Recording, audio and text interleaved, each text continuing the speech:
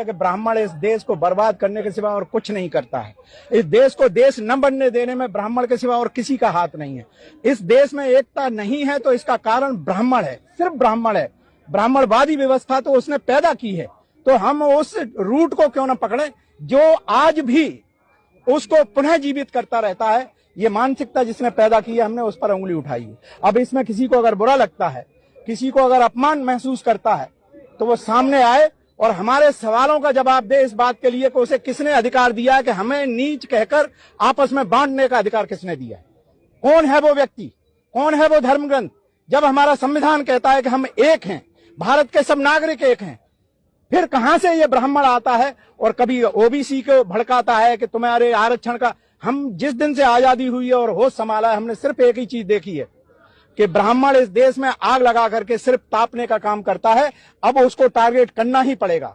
या तो ब्राह्मण सुधरे और इस देश की व्यवस्था में जिस तरह से उसने जहर घोला है उसको स्वयं मिटाए, वरना हम तो अपने उस जहर को मिटाने के लिए तैयार हुए हैं।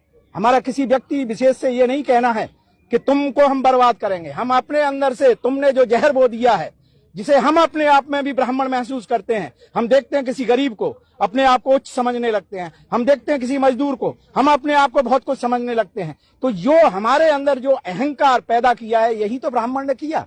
छूत अछूत, ऊंच नीच, अमीर गरीब, ये किसने पैदा किए? ये मानसिकता सिर्फ एक ही व्यक्ति पैदा करता है, क्योंकि उसके पास रोजगार है, उसके पास मंदिर हैं। मंदिरों में जाकर के ब्राह्मण अपने क्या फैलाता है? सिर्फ भ्रम, झूठ।